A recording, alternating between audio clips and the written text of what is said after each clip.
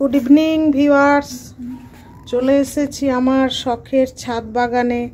আশা করি সকলে ভালো আছেন, আমিও ভালো আছি।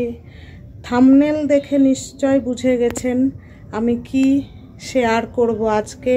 হ্যাঁ ভিউয়ার্স, আমি আজকে শেয়ার করব যে কি রকম পরিচর্যা নিলে, মানে ইনকা গাঁদা গাছ প্রথম থেকে লাগানোর পরে কি পরিচর্যা নিলে পুরো শীতকাল জুড়ে বড় সাইজের ফুল এবং প্রত্যেকটা গাছ ভর্তি ফুল পাওয়া যাবে।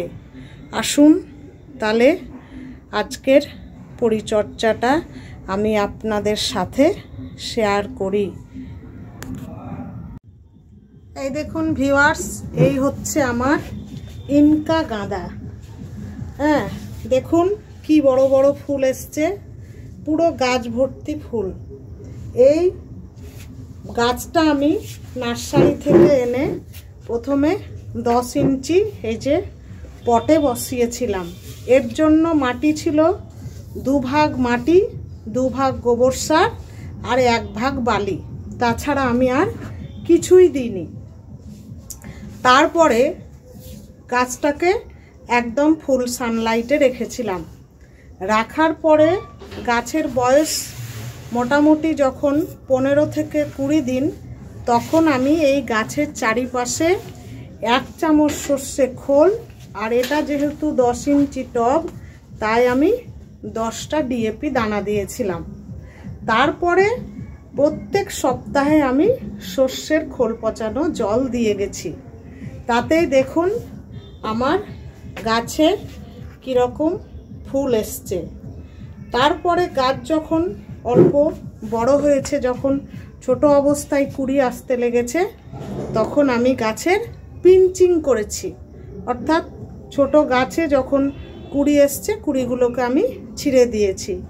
তারপরে ডিসেম্বরের 2য় সপ্তাহ থেকে এই গাছের আমি ফুল নিতে শুরু করেছি। তার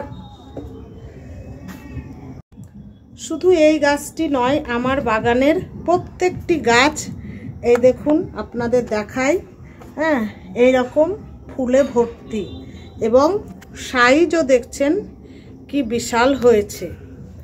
এরপরে যে পরিচর্যাটা আমি নিয়েছি সেটা হচ্ছে জল। এই গাঁদা গাছে জলের বিষয়টা কিন্তু খুব ভাইটাল, কারণ গাঁদা গাছ বেশি জল পছন্দ করে না। যতক্ষণ না টবের মাটি শুকাবে ততক্ষণ কিন্তু গাছে জল দেয়া যাবে না। এই দেখুন আমার গাছে, মানে টবের মাটি দেখে নিশ্চয় বুঝতে পারছেন।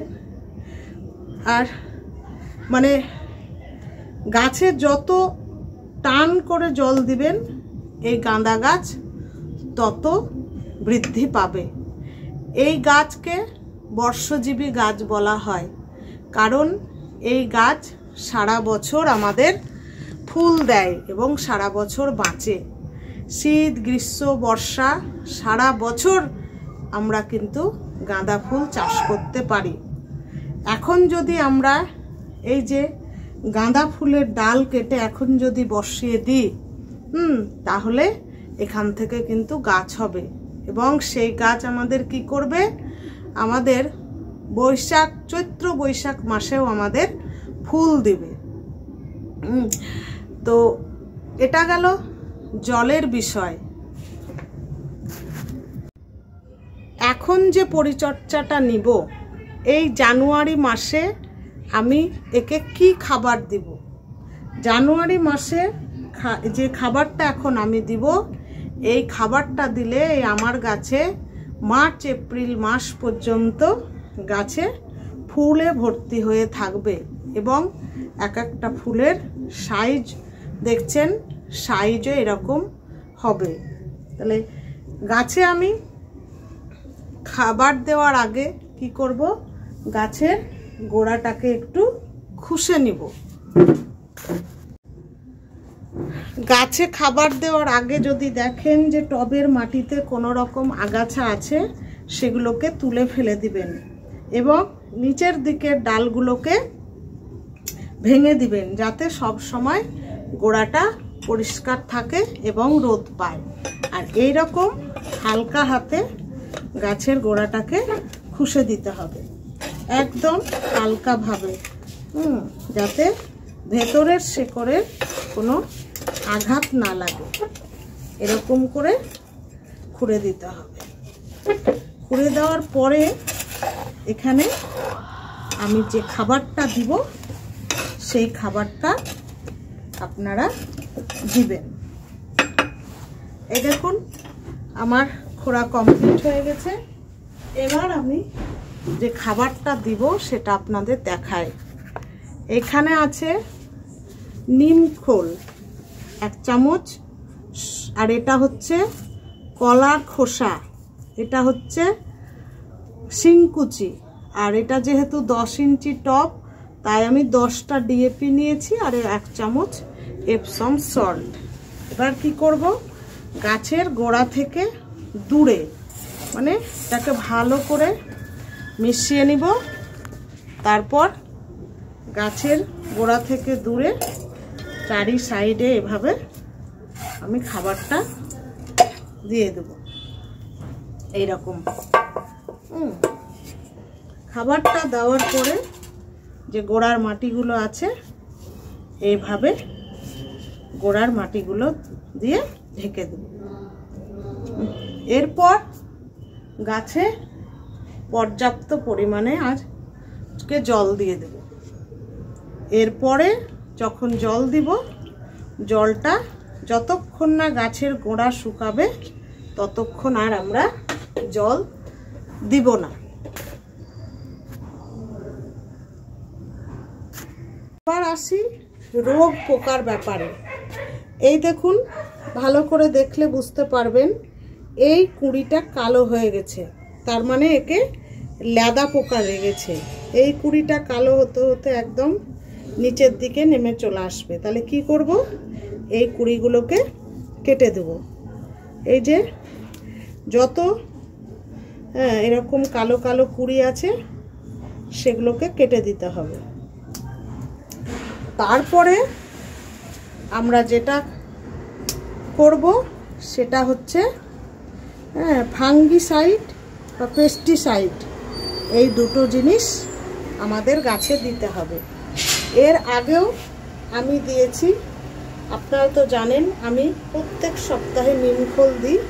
যদি তার নিমখোল দিয়েছি এবং মাঝে একবার আমি সাফ ফাঙ্গিসাইড দিয়েছি। তাতে আমার গাছ মোটামুটি সুস্থ আছে। মানে একাধটু দেখলেন মানে পোকা লেগেছে। এখন আমি আবার সাফ ফাঙ্গিসাইড আর নিম তেল একত্রে মিক্স করে দিব। আপনারা যদি সেগুলো না মানে দেন, অন্য কিছু দিতে চান, তাহলে এখানে আপনারা কাকা দিতে পারেন, রোগর দিতে পারেন। রোগর প্লাসটা দিবেন না, রোগর প্লাস দিলে ফুলের অনেক ক্ষতি হয়ে যাবে। কাকা 1 লিটার জলে 2 মিলিগ্রাম হারে ভালো করে জলে গুঁড়ে এটাকে স্প্রে করে দিবেন। তাহলে বুঝতে পেরেছেন যে আমি কি পরিচর্যা প্রথম থেকে এই ইনকা গাঁদা গাছের নিয়েছি এবং সামনে কি নিব। এই যে খাবার দেওয়া হয়ে গেল। এরপর যেমন আমি শস্যের খোল পচানো জল দিচ্ছিলাম সেরকম শস্যের খোল পচানো জল দিয়ে যাব এবং ফুল সানলাইটে রাখবো। তারপরে পোকামাকড় লাগলে আমি নিম তেল এবং সাপটাই বেশি ইউজ করি, সেটা দিব। আপনাদের কাছে যদি অন্য কিছু থাকে আপনারা সেটা দিবেন। এই পরিচর্যাগুলো যদি আপনারা প্রথম থেকে করতে পারেন তাহলে আমার প্রত্যেকটা গাঁদা গাছের মতো আপনাদের গাছেও একদম গোড়া থেকে শুরু থেকে শেষ পর্যন্ত ফুলে ভরে থাকবে এবং দীর্ঘদিন থাকবে। ফুলের সাইজও সেরকম হবে। আশা করি আমার ভিডিওটা আপনাদের অনেক উপকারে আসবে। যদি উপকৃত হয়ে থাকেন তাহলে আমার চ্যানেলটিকে সাবস্ক্রাইব করবেন এবং পাশে থাকা বেল আইকনটি প্রেস করে দিবেন। ধন্যবাদ।